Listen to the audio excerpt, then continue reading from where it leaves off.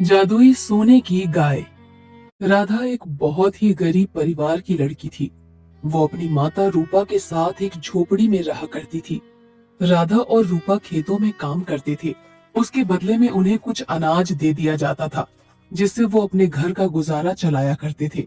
एक बार रूपा और राधा साहूकार के पास गए। सरकार, कुछ पैसा उधार दे दीजिए। दिवाली आ रही है तो थोड़ा सा खर्चा है। अगर आप थोड़ा सा उधार दे देंगे तो हम भी हमारी दिवाली अच्छे से मना लेंगे। उधार तो मैं दे दूंगा, लेकिन तेरे पास उधार उतारने का कोई जरिया तो है नहीं। रोज खेतों में काम करके जो पैसा मिलता है, उसी से तुम्हारा गुजारा चलता है। कभी पैसा मिलता है तो कभी बिना पैसों के रह जाते हो, तो उधार कहाँ से निपटाओगे? अब चिंता मत करिए सरकार, हम आपका कर्जा उतार देंगे। नहीं, मैं तुम्हें कोई पैसा नहीं दे सकता। जाओ, तुम कहीं और से मांग लेना। निकलो यहाँ से। खेतों में काम कम हो जाने की वजह से रूपा और राधा का गुजारा करना मुश्किल हो गया था। यही सोचते हुए रूपा और राधा एक बार जंगल में जा रहे थे। उन्हें कोई गाय रंभाते हुए सुनाई देती है, पर उन्हें कहीं पर भी गाय नजर नहीं आती। माँ, देखो ना, कहीं से गाय के रंभाने की आवाज आ रही है, पर दिख नहीं रही। उसकी आवाज कहाँ से आ रही है? ऐसा लग रहा है जैसे वो हमें सहायता के लिए बुला रही है। हाँ, लग तो मुझे भी यही रहा है, जैसे कोई गाय हमें बुला रही है। पर हम जाएं तो किधर जाएं? हमें गाय नजर ही नहीं आ रही है। पता नहीं उसको हमारी क्या सहायता की जरूरत है। रूपा और राधा दोनों गाय को तलाशते हैं।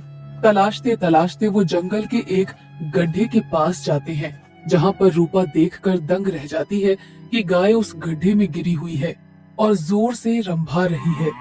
अरे, ये गाय इस गड्ढे में कैसे गिर गई? इसको तो निकालना बहुत जरूरी है। इसको तो गड्ढे में गिरने की वजह से चोट भी लग गई है। देखो ना माँ, गाय कितना रंभा रही है। इसको जरूर चोट लगी है। इसको बाहर निकालो ना माँ। देखो ना, कितनी सुंदर गाय है।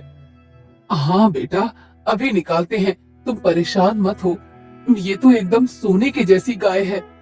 रूपा जंगल में से कुछ लताओं को लेकर उन्हें बांधकर उस गाय को गड्ढे में से निकाल लेती है, जिसकी वजह से राधा बहुत खुश होती है। माँ, देखो कितनी सुंदर गाय है, बिल्कुल सोने की तरह लग रही है। इसका सुनहरा रंग तो सभी गायों से हटकर है। क्या हम इस गाय को अपने घर ले चलें? हाँ बेटा, सच में गाय बहुत सुंदर है, पर हम इसको ले जाकर क्या करेंगे? हमारे पास खुद ही खाने के लाले पड़े हुए हैं।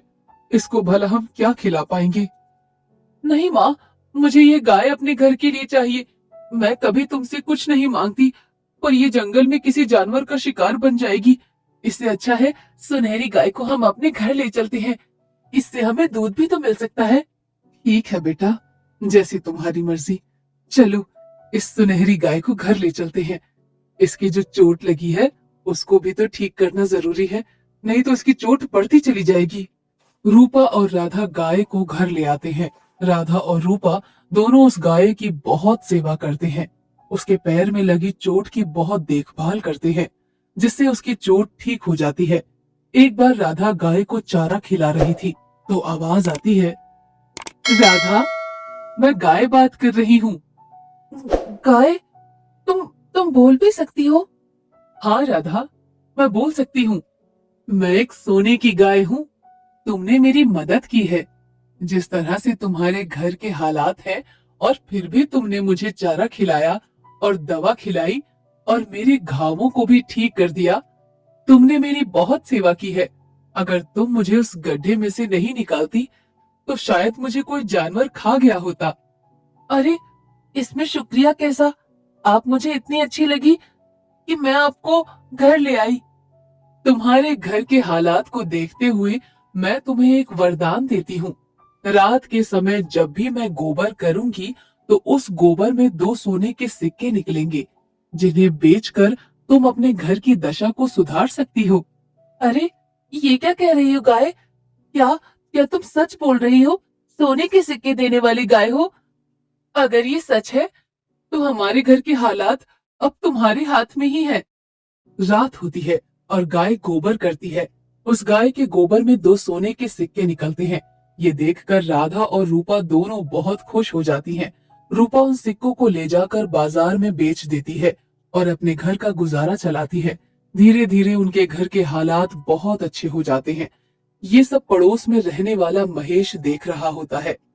अरे, यह तो गाय बहुत ही कमाल की है, जो अपने गोबर के साथ सोने के सिक्के भी देती है। ये गाय मेरे पास होनी चाहिए। मैं इसके गोबर से सिक्के निकाल कर अमीर हो जाऊंगा। मुझे ये गाय चुरा लेनी चाहिए। महेश रूपा के घर चोरी करने के लिए जाता है। जैसे ही महेश उस गाय के ऊपर हाथ रखता है, उसे तेज का झटका लगता है और वो दूर जाकर गिरता है। अरे, यह गाय तो करंट मारती है। बड़ी ही अजीब गाय है। यानी गाय में करंट भी है। फिर तो संभाल कर ले जाना पड़ेगा। महेश दूसरी बार उसकी रस्सी को हाथ लगाता है। रस्सी बड़ी हो जाती है और उल्टा महेश को ही बांध देती है। अरे बचाओ! अरे कोई है? अरे भाई मुझे बचाओ!